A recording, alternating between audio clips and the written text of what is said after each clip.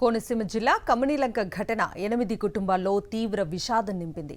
ముఖ్యంగా కాకినాడకు చెందిన అన్నాదమ్ములు క్రాంతి, పాల్ అభిషేక్లు మృత్యువాత పడటంతో వారి తల్లిదండ్రుల ఆవేదనకు అంతు లేకుండా పోయింది.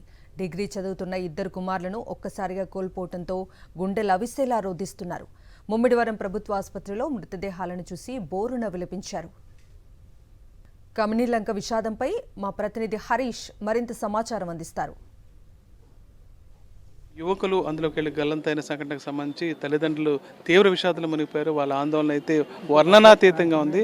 ప్రధానంగా 2 పిల్లలు అన్నదమ్ములు క్రాంతి, అభిషేక్ అన్నదమ్ములు ఇద్దరు కూడా ఆ తండ్రి 2 పిల్లలు కోల్పోయారు. తీవ్ర ఆందోళనలో ఉన్నారు. సార్ చెప్పండి, అసలు ఇక్కడికి ఎందుకు రావడం జరిగింది? ఒక శుభకార్యానికి వచ్చారని చెప్తున్నారు. దేనికోసం వచ్చారు? ఎలా జరిగింది?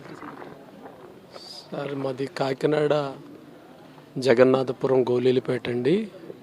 మాకు 2 బాబులు.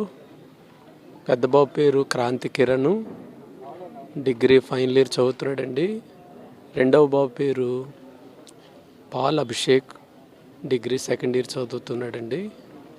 అయితే నిన్న దినాన్ని వాళ్ళ ఫ్రెండ్ యొక్క బర్త్డే మరి ఈవెంట్ ఏదో ఉందని మరి ఇంటికాడ నుంచి బయలుదేరి వెళ్ళడానికి సిద్ధపడ్డారు. ఉదయం 9-10 అవుతుంది. ఆ టైంకి ఇంటి నుంచి బయలుదేరి వెళ్ళారు. అయితే వాళ్ళు వెళ్ళిపోయారు కదా, క్షేమంగా అనుకున్నాను. ఈ లోపల నా కార్యక్రమం అవేటప్పటికి మధ్యాహ్నం 3 గంటలు అయిందండి. 3 గంటలు అయిపోయిన తర్వాత ఎవరికాళ్ళు వెళ్ళిపోయిన తర్వాత పిల్లలు ఇంకా రావట్లేదేటి అని, ఇంకా ఫోన్ చేయలేదేటి అని నేనే మా చిన్నబాబు పాల్ అభిషేక్కి ఆయన ఫోన్కి నేను రింగ్ చేశాను. 2 సార్లు రింగ్ అయింది, ఎత్తలేదు. 3వసారి కూడా రింగ్ అయింది. 3వసారి లిఫ్ట్ అయింది. ఆ లిఫ్ట్ చేసిన తర్వాత హలో అన్నప్పుడు హలో అని అటు నుంచి వాయిస్ వచ్చిందండి. అయితే అది మా అబ్బాయి వాయిస్ కాదు. ఎవరండి అని అన్నాను.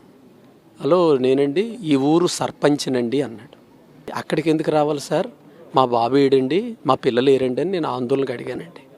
చెప్తాం సార్, మీరు ఇక్కడికి వచ్చాక చెప్తాము, ఇక్కడ కొంచెం ఇబ్బంది కలిగింది, మీరు ఉన్న పాలంగానే మీ మిస్సెస్ని మీ కుటుంబీకులను తీసుకుని వచ్చేయండి అన్నారు. సార్ మళ్ళీ చెప్పండి సార్, మాకు టెన్షన్గా ఉంది, అసలు ఏం జరిగింది సార్ అని మేము అడిగినప్పుడు లేదండి ఇక్కడ చెప్పడానికి కాదు, మీరు అర్జెంటుగా బయలుదేరి వచ్చేయండి పలానా ప్రాంతానికి అన్నారు. కానీ వీరు దారి మధ్యలో వాళ్ళు స్నేహితులు ఎవరినో కలెక్ట్ చేసుకుని ఉండొచ్చు, కానీ వీళ్ళకి మాత్రం ఈత రాదండి. వీళ్ళు మరి ఎలా దిగారో, ఎక్కడ దిగారో, అది ఏం జరిగిందో మాకంతా ఏ సమాచారం లేదు సార్.